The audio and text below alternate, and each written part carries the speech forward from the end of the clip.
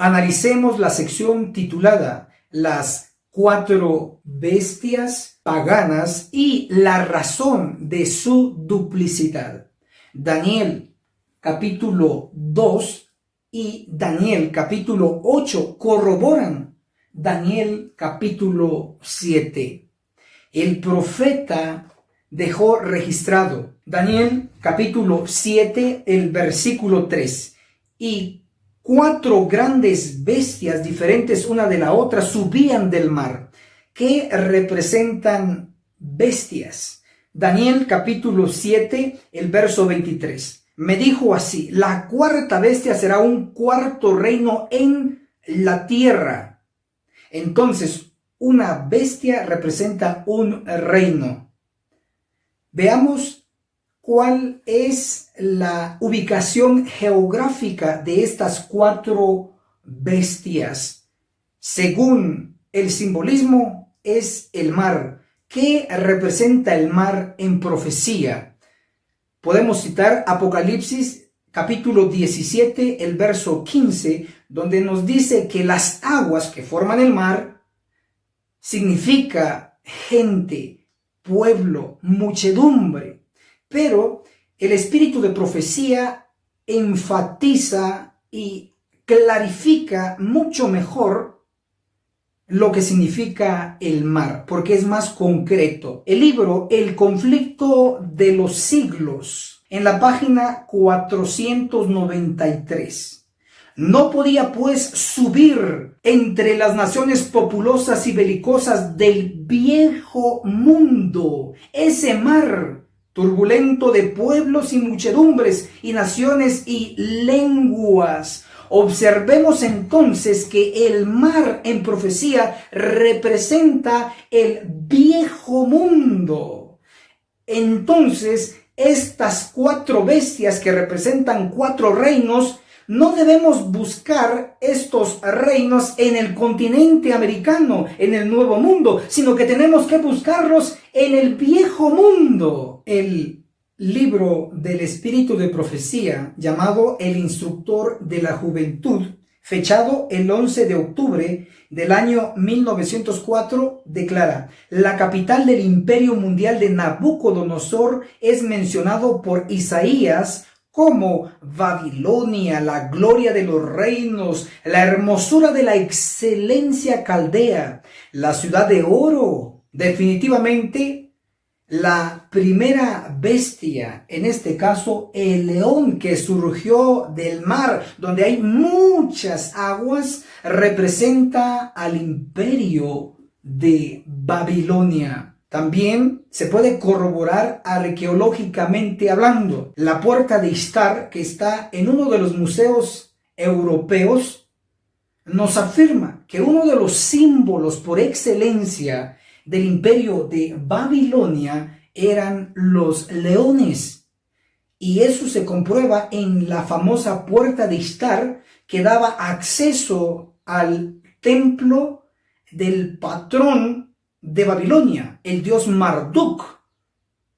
En dicha puerta, el muro, se pueden ver los ornamentos, en este caso leones.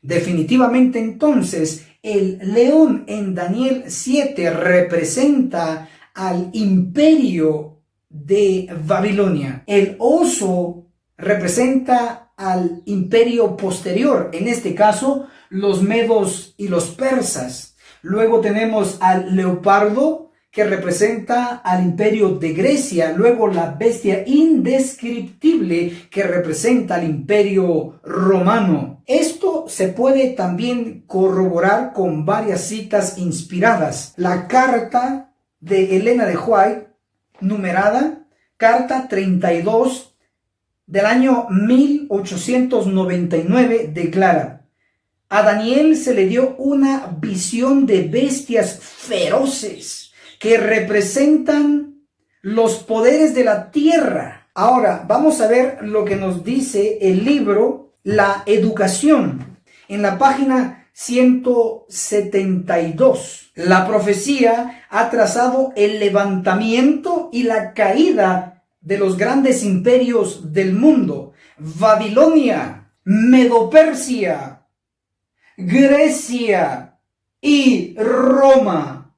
Está entonces afirmado por lo que está escrito inspiradamente que las primeras 4 bestias representan a los 4 imperios mundiales. Analicemos la razón de la duplicidad de estos 4 imperios mundiales. En Daniel capítulo 2 se menciona también a estos 4 imperios mundiales bajo el simbolismo de la estatua de Nabucodonosor con diferentes metales, siendo la cabeza de oro representando a Babilonia en conexión con el león, los pechos y los brazos de plata representando a los medos y a los persas en conexión con el oso, el vientre y los muslos de bronce representando a Grecia en conexión con el leopardo, y las 2 piernas de hierro representando a Roma en conexión con la 4ª bestia. Interesantemente, en Daniel 2, las 2 piernas son de hierro. 2, porque una pierna representa a Roma imperial y la otra pierna representa a Roma papal. De igual manera, en Daniel capítulo 7 tenemos 2 fases de la 4ª bestia. La primera fase la encontramos en Daniel 7:7, la bestia indescriptible con 10 cuernos. Y la segunda fase la encontramos en Daniel 7:8, cuando le caen 3 cuernos y surge el cuerno pequeño. Impresionante. En la estatua de Nabucodonosor en Daniel 2 tenemos 2 piernas de hierro porque son 2 fases de Roma. Y en Daniel capítulo 7 tenemos en la 4ª bestia a 2 fases de Roma también. Ahora, por si fuera poco, en la estatua de Nabucodonosor tenemos los pies de hierro con barro cocido. De acuerdo a Daniel 2, el verso 42, tenemos los 10 dedos de los pies. ¿Con qué hacemos conexión en las bestias de Daniel 7? Con la 4ª bestia, que tiene 10 cuernos. Es decir, los 10 dedos de los pies tienen conexión con los 10 cuernos de la 4ª bestia. Impresionante. Daniel 2 está duplicado en Daniel 7. ¿Y cuál es la razón? La respuesta es que se da la duplicación en Daniel 7 con el objetivo de mostrarnos a nosotros el surgimiento del cuerno pequeño. Analicemos el marco histórico de los 3 cuernos de Daniel 7. Leamos Daniel capítulo 7, el versículo 8. Mientras yo contemplaba los cuernos y vi que otro cuerno pequeño subió entre ellos, y delante de él fueron arrancados 3 de los primeros cuernos. Ese cuerno tenía ojos como ojos de hombre y una boca que hablaba con gran arrogancia. Aquí tenemos la descripción del arranque de 3 cuernos de la bestia indescriptible. Nuestra tarea será identificar a esos 3 cuernos. Tenemos Daniel 7:8, el cuerno 1, el cuerno 2 y el cuerno 3. Lo primero que debe saberse es que un cuerno en profecía representa un rey. Y eso lo podemos leer en Daniel capítulo 7, el versículo 24. Los 10 cuernos significan que de aquel reino se levantarán 10 reyes. El hecho entonces de arrancar 3 cuernos es arrancar 3 reyes. Vamos a analizar e identificar a estos cuernos.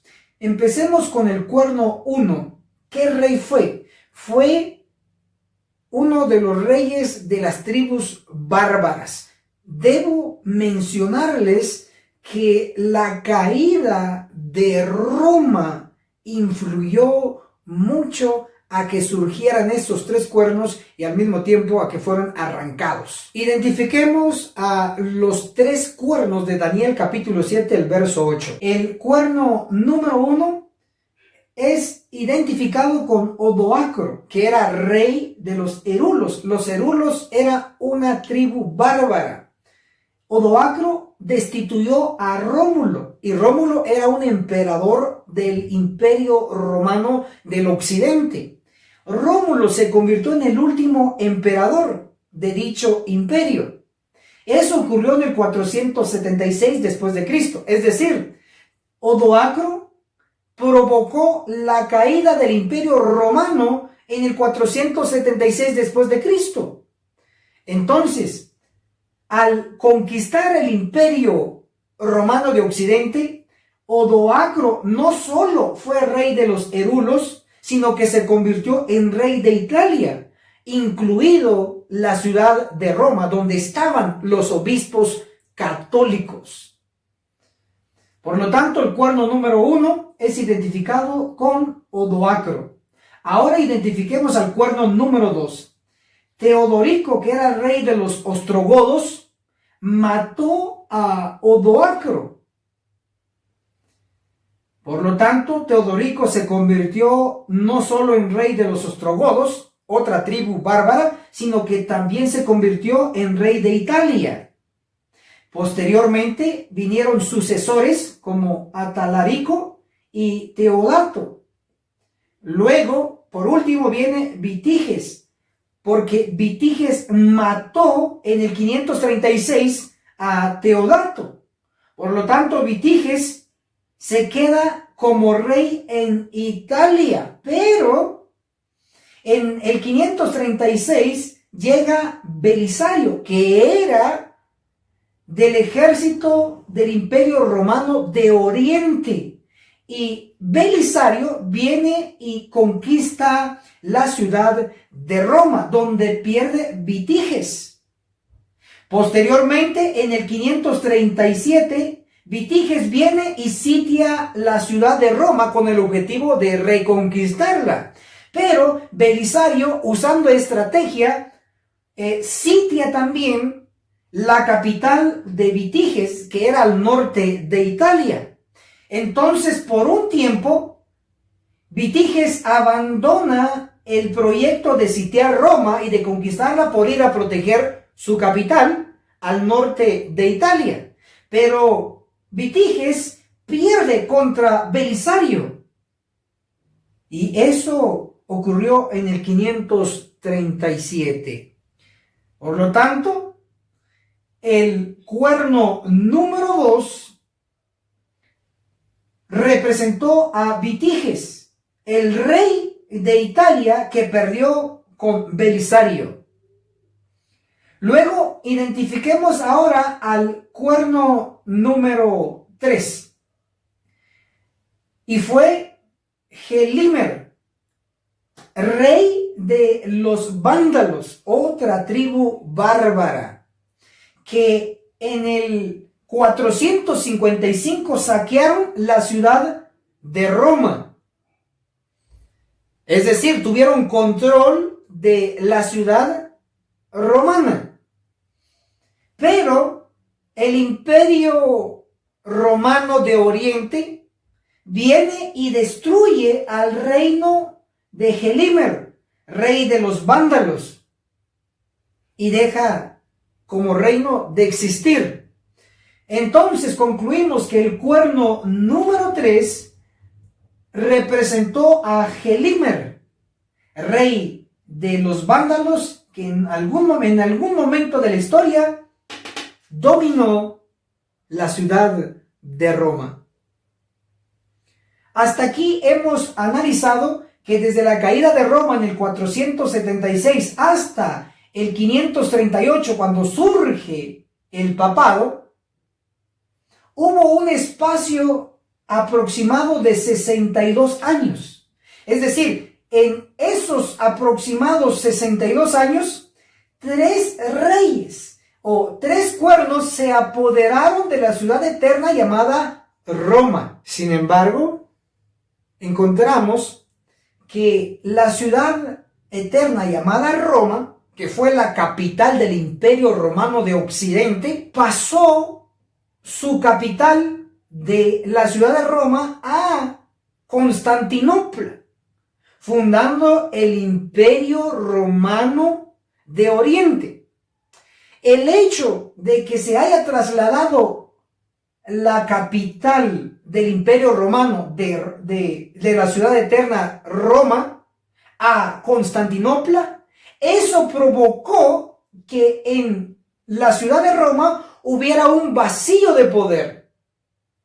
Además, los reyes que intentaron dominar la ciudad de Roma fueron derrotados. Eso, por supuesto, ayudó a que el papado en el 538 llenara el vacío de poder en la ciudad de Roma y se levantó como un poder que combinó el poder religioso con el poder político. Esto muestra que la profecía en Daniel 7, el verso 8, sintetiza toda esta historia en un solo versículo. Analicemos la sección titulada La amalgamación del cuerno pequeño. Daniel capítulo 7, el verso 8 declara: mientras yo contemplaba los cuernos, vi que otro cuerno pequeño subió entre ellos y delante de él fueron arrancados 3 de los primeros cuernos. Este cuerno tenía ojos como de hombre y una boca que hablaba con gran arrogancia. Tenemos entonces el cuerno pequeño. Definamos lo que significa amalgamación. Es la mezcla de 2 especies. En el caso del Dios creador, hizo el mundo animal. Antes del diluvio hubieron mezclas de especies. A esas mezclas les llamamos amalgamación.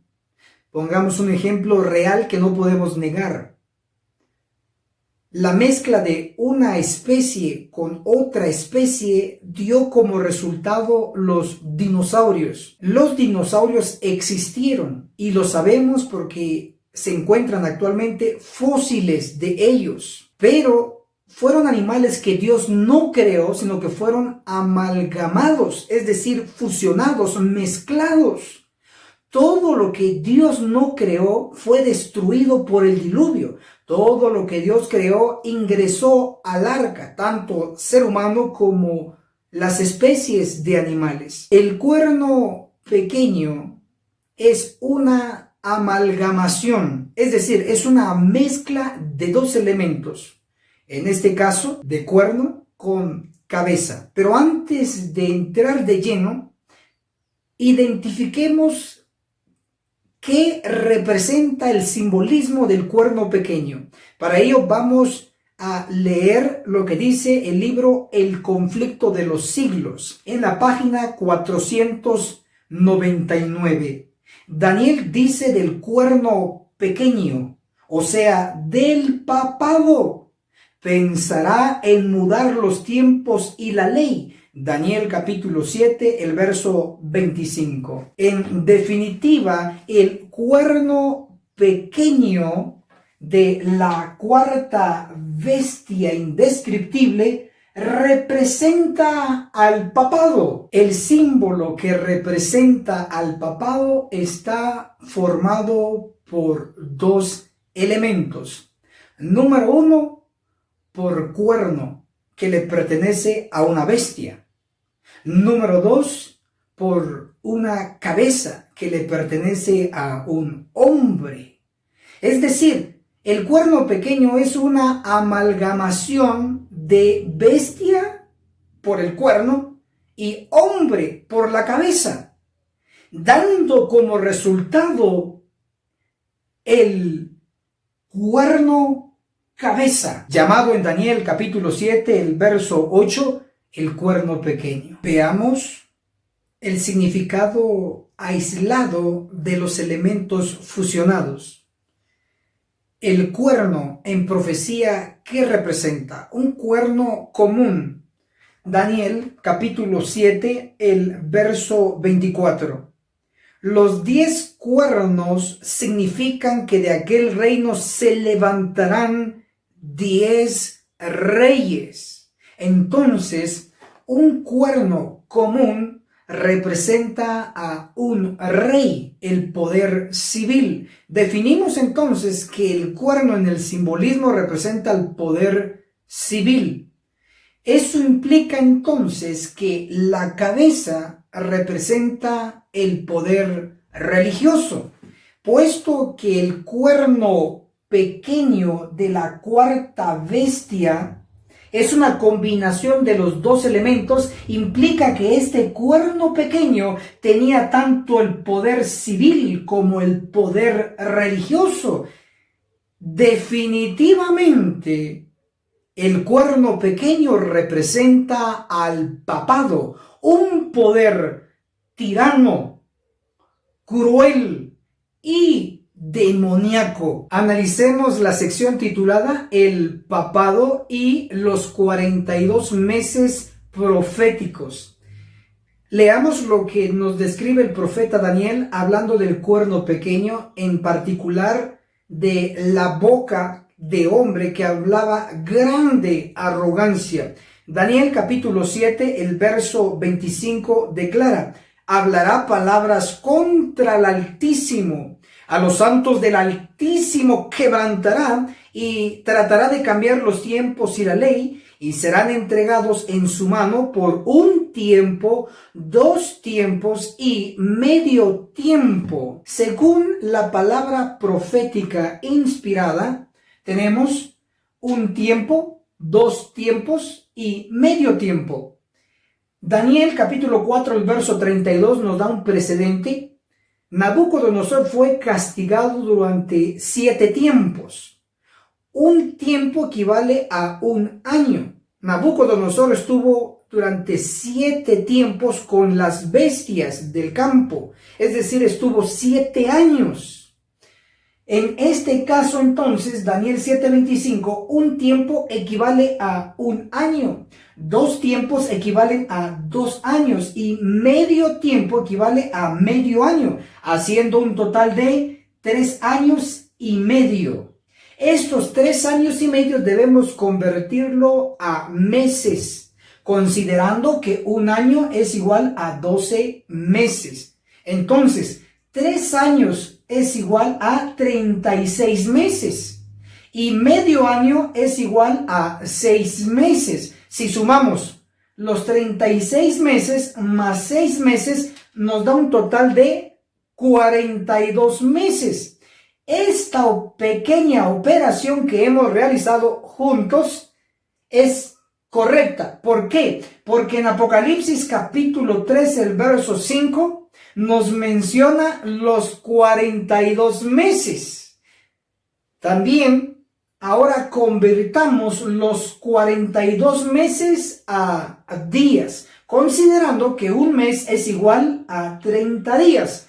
Debemos dejar claro que estamos tratando con meses bíblicos y cada mes bíblico equivale a 30 días exactos. Entonces, 42 meses multiplicado por 30 días nos da un total de 1260 días. Esta operación que hemos realizado juntos es correcto porque lo avala Apocalipsis capítulo 12, el verso 6, haciendo mención de los 1260 días. Pero estamos tratando con días proféticos, no días comunes. En profecía, un día equivale a un año, basado en Números 14, el verso 34, y Ezequiel capítulo 4, el verso 6.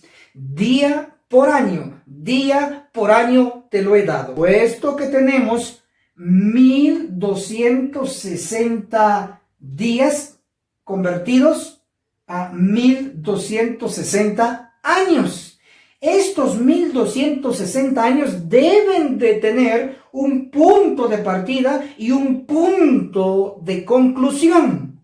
Veamos el punto inicial de los 1260 años basado en el espíritu de profecía. Para ello vamos a leer el libro histórico profético, El conflicto de los siglos. En la página 492 declara así: los 42 meses son lo mismo que un tiempo, 2 tiempos y la mitad de un tiempo, 3 años y medio o 1260 días de Daniel 7.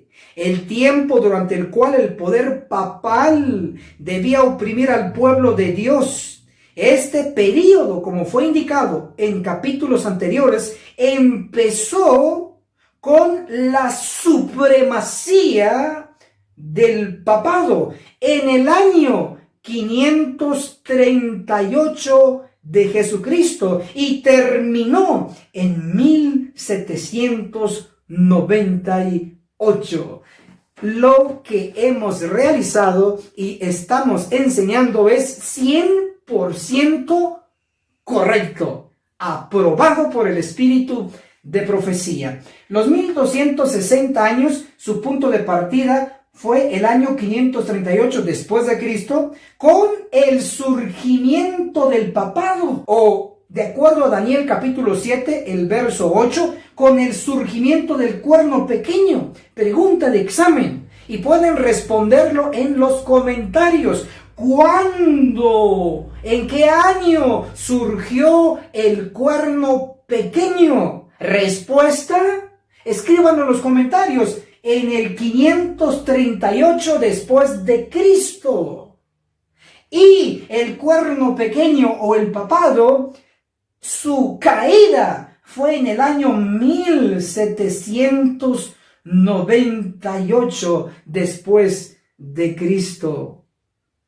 Maravilloso, Dios tiene todo bajo control. Con las explicaciones previas que hemos tenido, ahora podemos entender mucho mejor Daniel capítulo 7, el verso 8. Mientras yo contemplaba los cuernos, vi que otro cuerno pequeño subió entre ellos. Delante de él fueron arrancados 3 de los primeros cuernos. Este cuerno tenía ojos como ojos de hombre y una boca que hablaba con gran arrogancia. El cuerno pequeño, como hemos explicado, representa al papado. Los 3 cuernos que cayeron antes del surgimiento del papado representa a los reyes de los bárbaros. Uno de ellos fue el rey de los Herulos, otro de ellos fue el rey de los ostrogodos y otro de ellos fue el rey de los vándalos. 3 cuernos, 3 reyes cayeron que le dieron el espacio al surgimiento del cuerno pequeño, el papado. Específicamente, cuando surgió el cuerno pequeño, ¿con qué papa surgió? Fue con el papa Virgilio, que desde el 538 se le dio el poder civil y religioso hasta el 555, cuando murió. Luego lo sustituyó otro papa que tuvo el poder civil, el poder religioso, y así sucesivamente. El título fue heredado por varios personajes. Pero el detalle hoy extra que les estamos obsequiando es que el cuerno pequeño, cuando surgió en el 538, fue con el papa Virgilio. Y el cuerno pequeño, es decir, el papado, su caída fue en 1798 con el papa Pío VI. Tenemos al primer papa con que surgió el cuerno pequeño y tenemos al último papa con el cual cayó el cuerno pequeño. Maravilloso y perfección divina. Analicemos la cabeza descornada y sanada.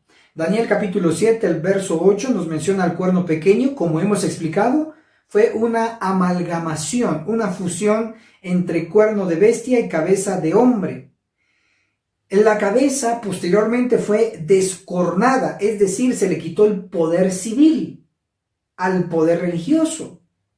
Eso está ilustrado gráficamente en Apocalipsis capítulo 13, el versículo 1 describe a la bestia mixta con 7 cabezas y 10 cuernos. Si observan, las cabezas están separadas de los cuernos, no están fusionados.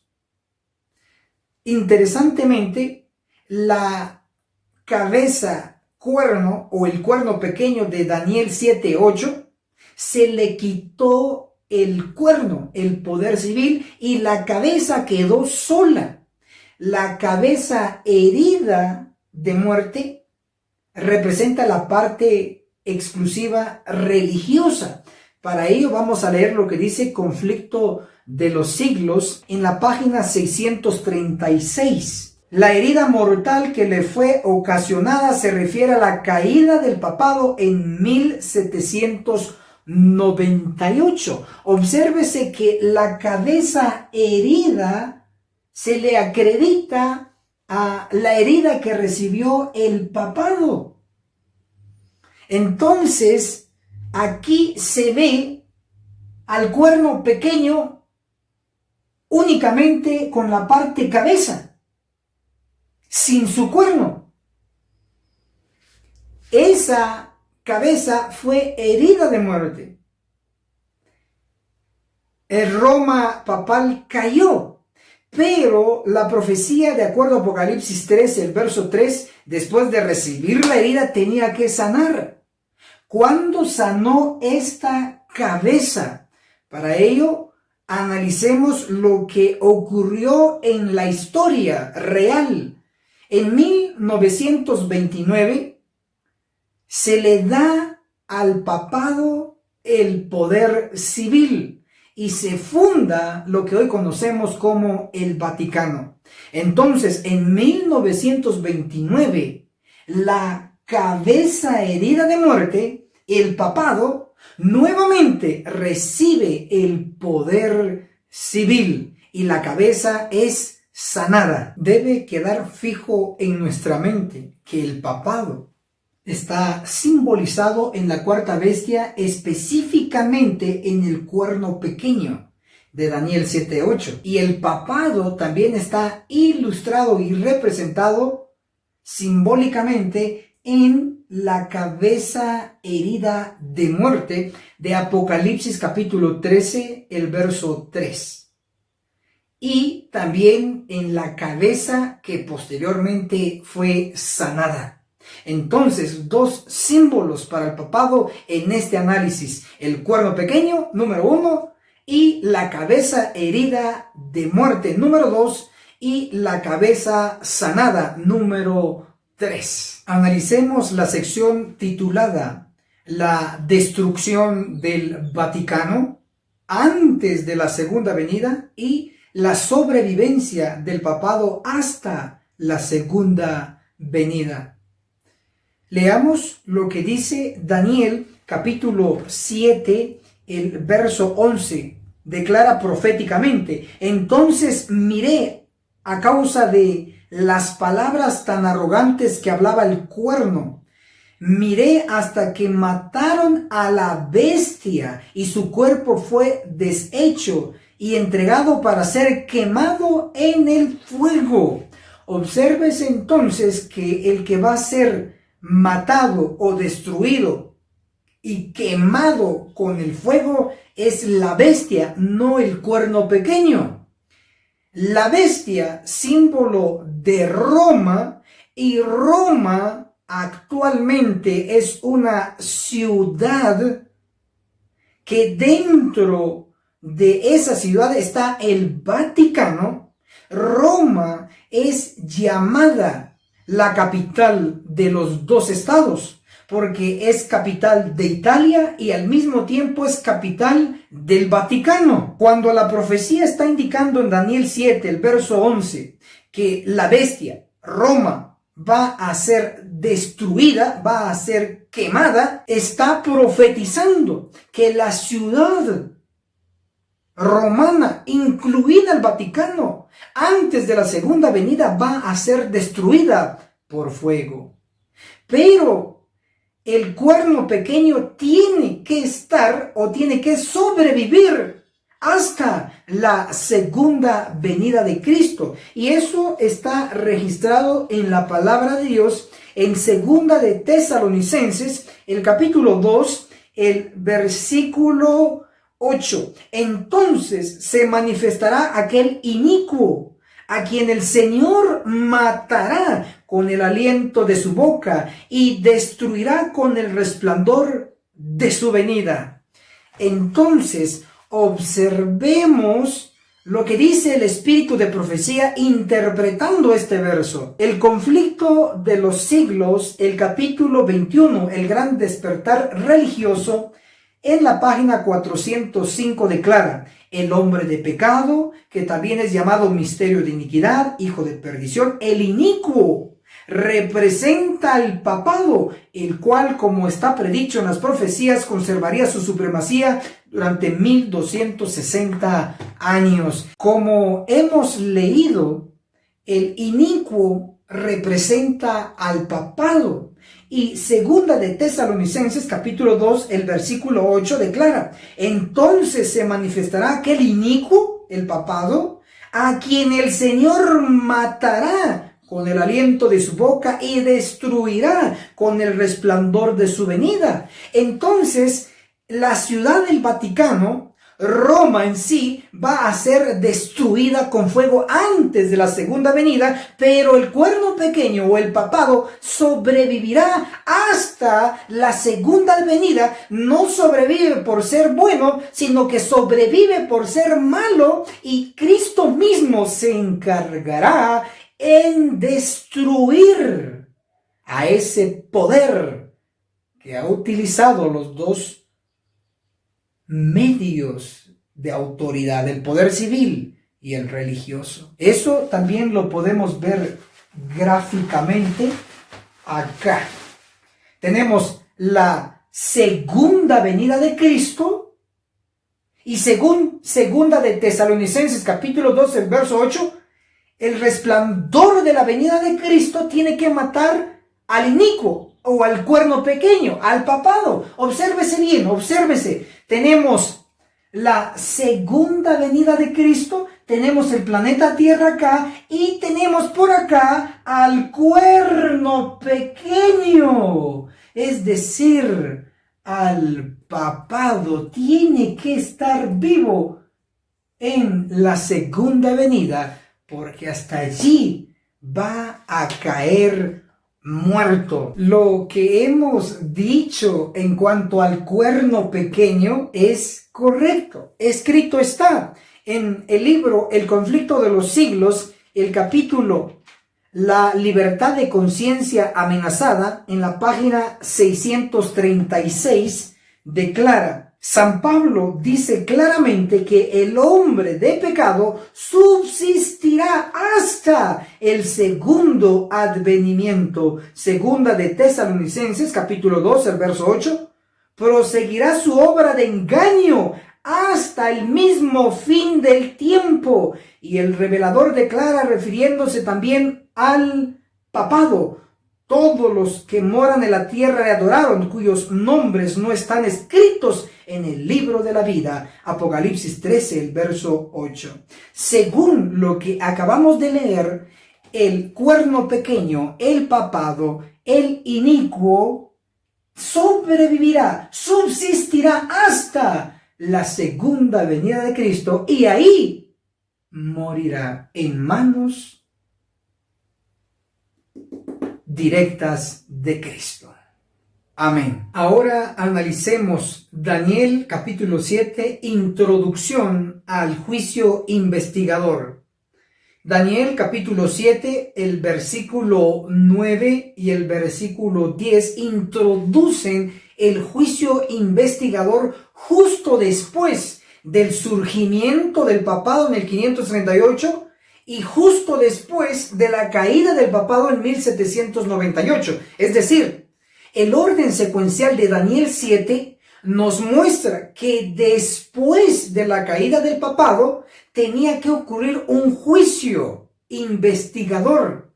Y como estudiantes sensatos de las Escrituras, sabemos que ocurrió en 1844, después de que cayó el cuerno pequeño en 1798, perfección de la profecía. Leamos Daniel capítulo 7, el versículo 10. El tribunal se sentó en juicio y los libros fueron abiertos. Se habla de un juicio. Veamos lo que dice el espíritu de profecía en este tema relevante y sumamente importante. El conflicto de los siglos. El capítulo Nuestra única salvaguardia. La página 659 declara: necesitamos humillarnos ante el Señor, ayunar, orar y meditar mucho en su palabra, especialmente acerca de las escenas del juicio. Entonces no es casualidad que en cada tema que me va a escuchar siempre vamos a estar relatando y resaltando especialmente temas del juicio. Testimonios para los ministros. El capítulo Obreros dirigidos por Dios en la página 234. El subtítulo La cizaña y el trigo. El tiempo del juicio es un período muy solemne cuando el Señor reúne a los suyos de entre la cizaña. Los que han sido miembros de la misma familia son separados. Se coloca una señal sobre los justos y serán para mí un especial tesoro, dice el Eterno. ¿Qué va a ocurrir? Los que son miembros de una sola familia van a ser separados, unos sellados y otros no sellados. Hay de aquellos que no van a ser sellados. Veamos una cita más del espíritu de profecía en Testimonios para la Iglesia, el tomo 1, en la página 182. Los ángeles llevan un registro fiel de toda la obra de cada hombre, y al ser pronunciado el juicio sobre la casa de Dios, se registra la sentencia de cada uno al lado de su nombre.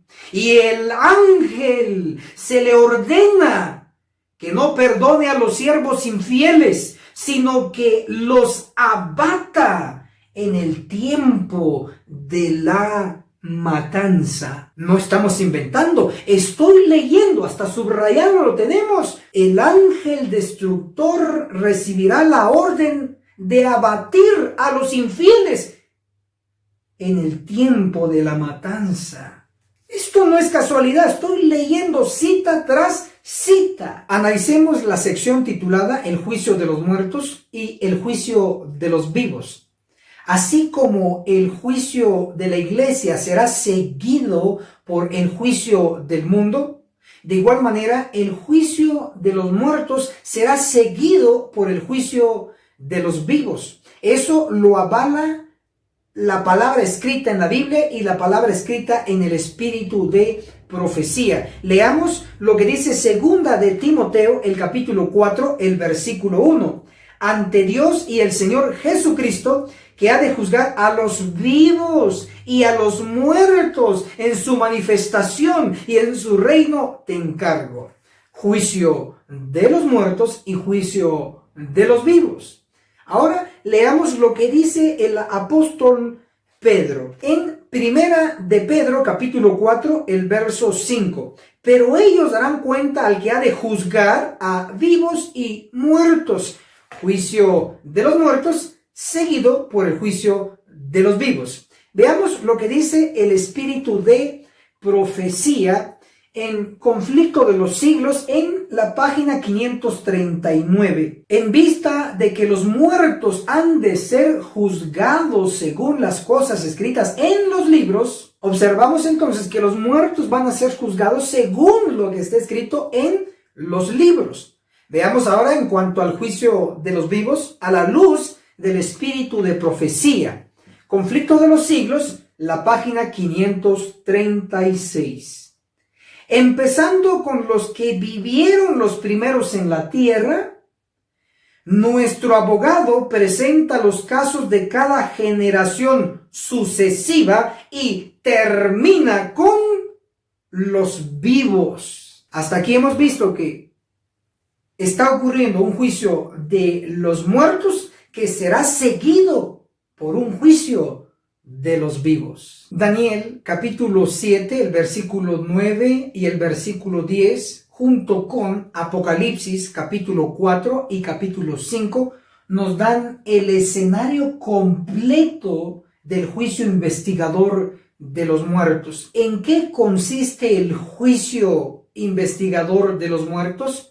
La respuesta nos lo da Daniel capítulo 7, el versículo 10, la última parte. El tribunal se sentó en juicio y los libros fueron abiertos. Puesto que los muertos están en sus sepulcros y nada saben, están inconscientes, ellos son juzgados a través de lo que fue escrito en los libros del cielo mientras ellos vivían. Basado en eso van a ser juzgados. También lo corrobora Apocalipsis capítulo 20, el versículo 12. Y vi también a los muertos grandes y pequeños de pie ante el trono. Los libros fueron abiertos y otro libro fue abierto, el libro de la vida, y los muertos fueron juzgados según sus obras por las cosas que estaban escritas en los libros. Es decir, este juicio de los muertos sencillamente está habiendo una separación. Pero en los libros, en el libro de la vida está el nombre del que se convirtió y está el nombre del que no se convirtió, pero se bautizaron ambos, por decirlo así, están registrados allí. Pero en el juicio se determina si todavía son dignos de que sus nombres permanezcan en el libro de la vida, y de no ser así, el nombre del que no es digno va a ser borrado y su nombre pasa para el libro de la muerte, para luego resucitar no con los santos, sino resucitar con los impíos. Básicamente, entonces, el juicio investigador de los muertos es una revisión de libros y una separación en libros nada más. Pero vamos a ver el escenario del juicio investigador de los muertos brevemente y sintetizado. En Apocalipsis, como hemos dicho, en el capítulo 4 y el capítulo 5 encontramos varios elementos en conexión con Daniel capítulo 7, verso 9 y el verso 10. Se nos muestra que fue puesto tronos. En los tronos, plural, resalta uno en especial donde se sienta un anciano de días, Dios el Padre, con el papel de juez. Luego tenemos 24 tronos donde se sientan 24 ancianos con el papel de el jurado.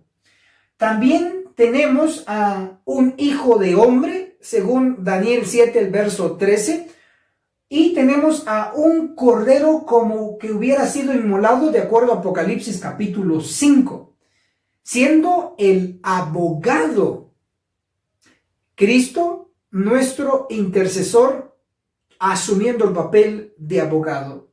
También tenemos 4 bestias.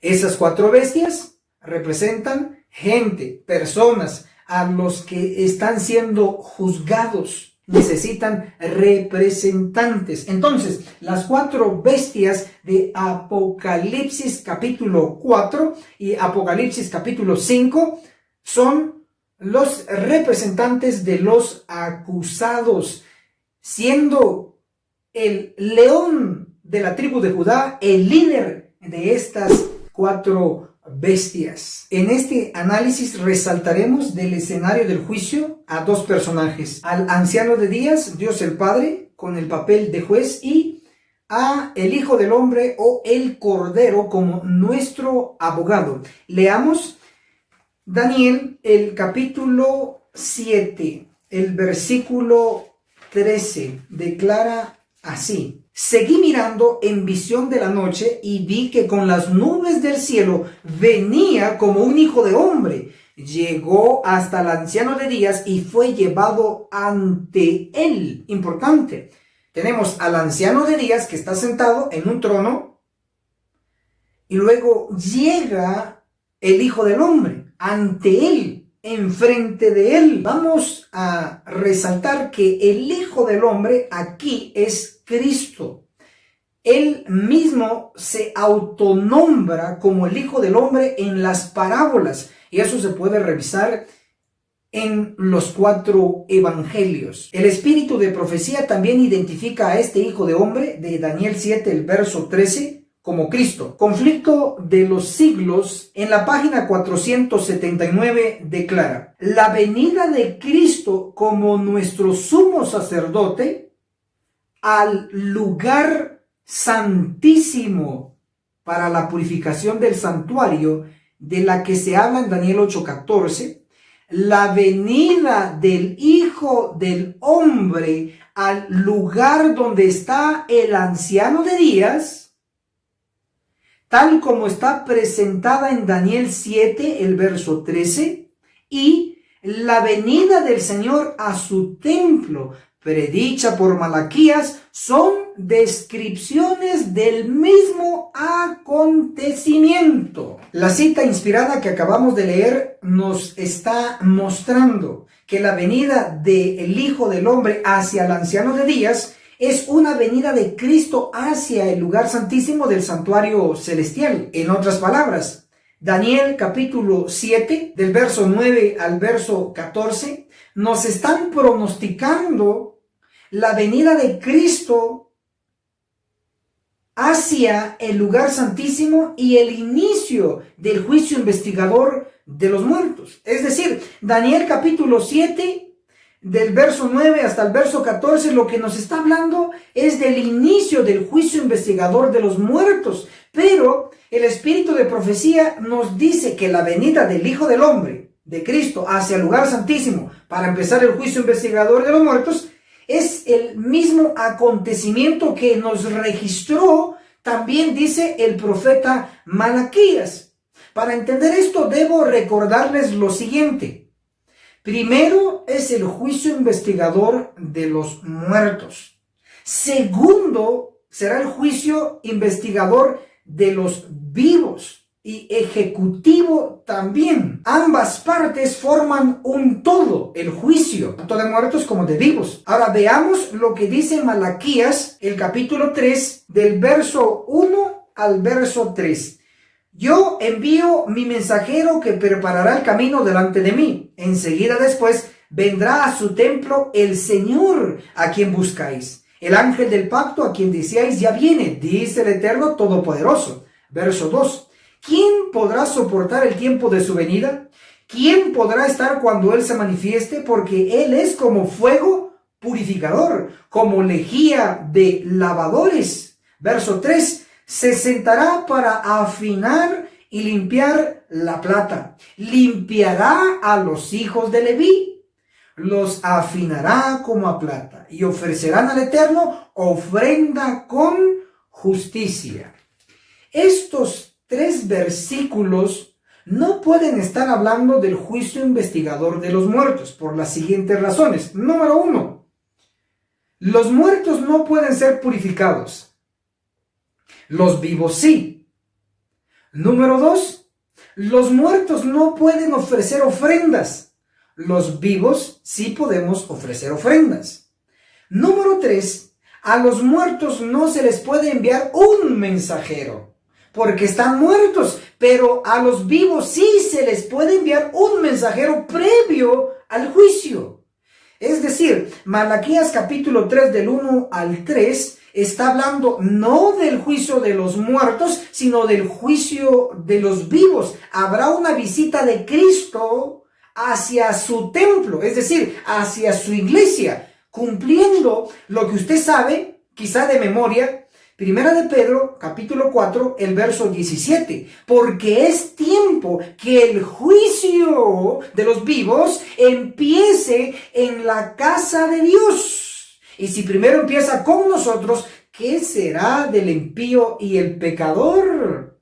¿Qué es la casa? Primera de Timoteo, capítulo 3, el verso 15 dice: y si tardo para que sepas cómo conducirte en la casa de Dios, que es la iglesia del Dios vivo, columna y baluarte de la verdad. Pedro dice claramente que el juicio va a empezar en la casa, y la casa, dice Pablo, que la iglesia. Por lo tanto, el juicio va a empezar en la iglesia. Y la iglesia no es una iglesia muerta, sino que es una iglesia viva por alrededor de 22 millones de adventistas del séptimo día. El juicio de los muertos está a punto de cerrar y le va a seguir el juicio de los vivos, nuestro juicio. Y me preocupa, nos preocupa que el pueblo adventista aún no está alertado, no sabe de lo que está a punto de venir. Ahí es donde entramos nosotros y donde entra usted. Tenemos que accionar, de lo contrario seremos responsables. Analicemos la sección titulada El juicio de Ezequiel 9 no ha comenzado. Veamos este breve y sintetizado análisis. El verbo servir, que también se traduce como adorar, aparece 9 veces en los capítulos 3 al 7 de Daniel. Dichos capítulos son escritos originalmente y completamente en arameo. En los capítulos 3 al 7, el verbo servir aparece 9 veces. Numerémoslo. Número 1. No sirven a tus dioses. Daniel capítulo 3, el verso 12. Número 2. No sirven a mi Dios. Daniel capítulo 3, el verso 14. Número 3. Nuestro Dios a quien servimos. Daniel capítulo 3, el verso 17. Número 4. No serviremos a tu Dios. Daniel capítulo 3, el verso 18. Número 5. Antes que servir. Daniel capítulo 3, el verso 28. Número 6. Tú continuamente sirves. Daniel capítulo 6, el verso 16. Número 7. Tú continuamente sirves. Daniel capítulo 6, el verso 20. Número 8. Naciones, lenguas le sirvieron. Daniel capítulo 7, el verso 14. Y número 9. Todos los dominios le servirán. Daniel capítulo 7, el verso 27. El número 9 se enfatiza desde el capítulo 3 hasta el capítulo 7 de Daniel. Y esto está avalado por la cartilla de Escuela Sabática, Guía de Estudios de la Biblia, edición Adultos Daniel, el primer trimestre, enero-marzo 2020. En la página 68, la venida del Hijo del Hombre. El verbo servir también se puede traducir como adorar. Aparece 9 veces en los capítulos 1 al 7. Observen entonces que la misma cartilla que se está estudiando a nivel mundial por la Iglesia Adventista del Séptimo Día está avalando lo que estamos enseñando. Por lo tanto, es correcto. El 9 se conecta con Amós capítulo 9, versículo 10, dice: a espada morirán todos los pecadores de mi pueblo. ¿Y quién es el pueblo hoy de Dios? Usted lo sabe. Puede escribirlo en los comentarios para refrescar la mente. Amós 9, verso 10 nos advierte cómo van a morir los pecadores en nuestro medio. Ezequiel 9 El verso 5 nos declara la orden de Cristo hacia sus ángeles: matad sin lástima ni compasión. El espíritu de profecía también hace la conexión. Testimonios para los ministros, el capítulo 16, elevad la norma, en la página 431 declara: leed Ezequiel 9 del 2 al 7. El mandato es matad. ¡Wow! Ezequiel 9. También el libro Manuscritos Inéditos, el tomo 1, en la página 241, le daremos lectura declarando así: estudien el capítulo 9 de Ezequiel. Esas palabras se cumplirán literalmente. No obstante el tiempo pase, la gente sigue dormida. Ezequiel 9. Juicio de los vivos. El libro Testimonios para la Iglesia, el tomo 5, en la página 196, nos dice enfáticamente lo siguiente: el Señor Cristo ordena a sus mensajeros, los hombres que tienen las armas de matanza en la mano. Aquí vemos que la iglesia, ¿en dónde? En Ezequiel 9, versos 5 y verso 6, el santuario del Señor era la primera en sentir los golpes de la ira de Dios. Habrá una inminente destrucción y va a ser realizada por los ángeles. Mateo capítulo 13, el verso 39, Mateo 13, el verso 49, declaran que los ángeles van a cortar. También el espíritu de profecía en Testimonios para los ministros, en la página 47, nos dice así: la obra de separación es confiada a los ángeles de Dios, no es encomendada en las manos de hombre alguno. Entonces queda bien claro que van a ser los ángeles los que van a ejecutar el juicio registrado en Ezequiel capítulo 9. Algo terrible se está acercando, lo sé y usted lo debe de saber, y ayude a que otros lo sepan. ¿Cuál es la solución? Ezequiel capítulo 9, verso 3, el verso 4 nos da la solución.